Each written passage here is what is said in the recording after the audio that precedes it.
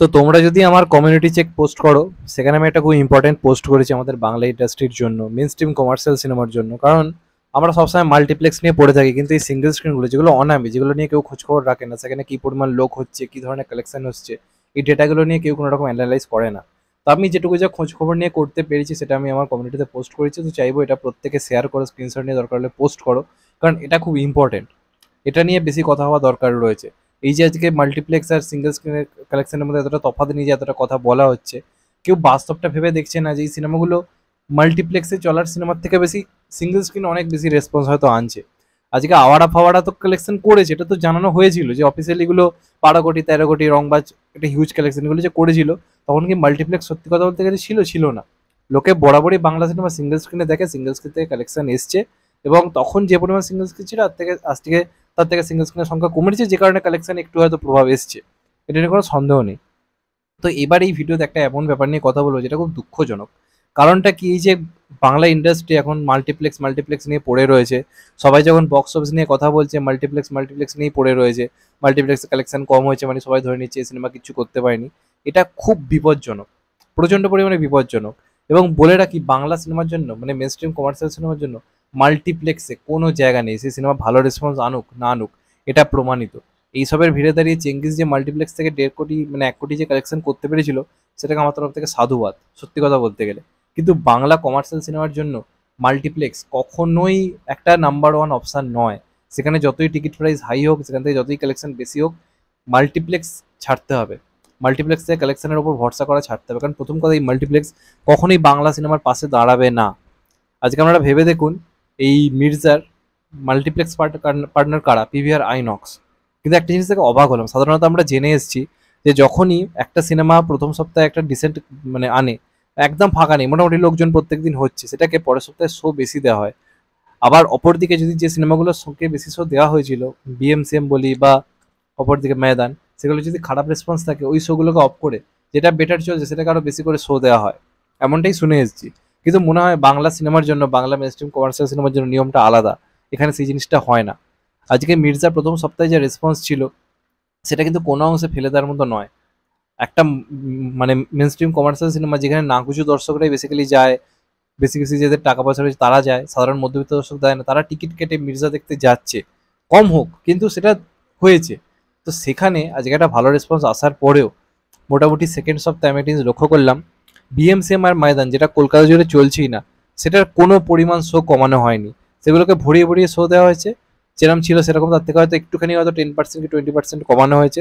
অপরদিকে তোমরা যদি ভেবে দেখো, দুটো সিনেমা নতুন রিলিজ করেছে, দো আর দো প্যার বলে, আর একটা হচ্ছে এলএসডি বলে যে সিনেমাটা এসেছিল, LSD 2 বলে। সেই দুটো সিনেমাকে ভরে ভরে শো দেওয়া হয়েছে। সকাল 9টা, দুপুর 12টা, 1টা, 1:30, 2টো, এক একটা হলে দেখতে পাচ্ছি। মাল্টিপ্লেক্স হচ্ছে 3টে 4টে করে শো দিয়েছে। অথচ এই সিনেমাগুলো কোনো কালেকশনই আনতে পারছে না, সিনেমাগুলো কোনো রেসপন্স নেই। যেহেতু এই মাল্টিপ্লেক্স যারা ওনার, তারা বাঙালি নয়, তারা যেহেতু অবাঙালি, এবং তারা যেহেতু বিজনেস করতে এসছে, তারা সবসময় আমাদের বাংলাতে হিন্দি সিনেমাকে বেশি প্রায়োরিটি দিচ্ছে।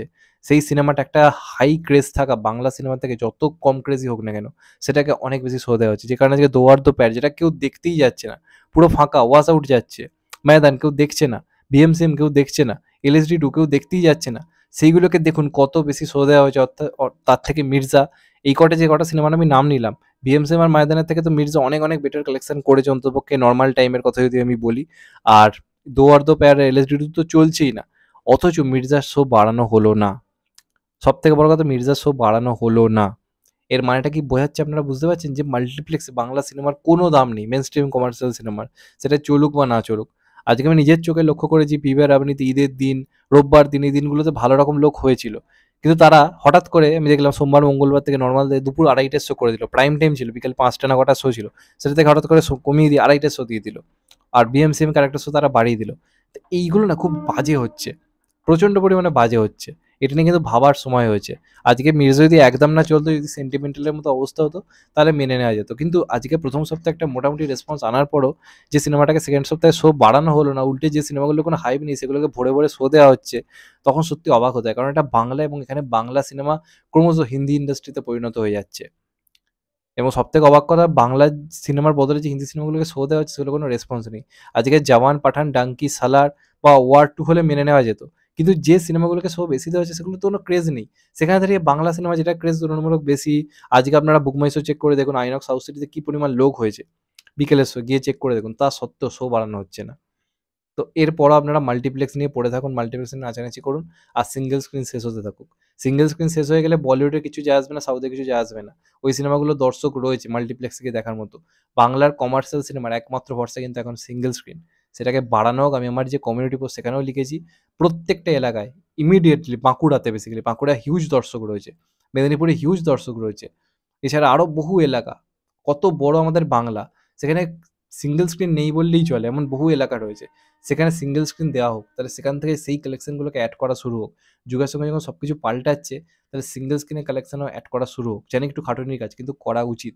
প্রত্যেকটা যারা হল অপারেটর তাদের থেকে রিপোর্ট নেওয়া হোক। আমি যেমন আজকে নিয়ে তোমাদেরকে জানালাম। তো এটাই ছিল আমার বক্তব্য। এটা নিয়ে ভাবার দরকার রয়েছে, কারণ মির্জা কিন্তু অনেক অনেক চোখ খুলে দিল, সত্যি কথা বলতে গেলে। যাই হোক, এটা ছিল আমার বক্তব্য। তোমাদের কি মনে হয় কমেন্ট করে জানাও। আর চ্যানেলটা নতুন হলে চ্যানেলটাকে সাবস্ক্রাইব করে দিও and hit the bell icon. ভালো থেকো সবাই, টেক কেয়ার, নমস্কার। আবার দেখা হবে এখন তো, বাই। সবাই ভালো থেকো, সুস্থ থেকো, নমস্কার, টেক কেয়ার, আবার দেখা হবে।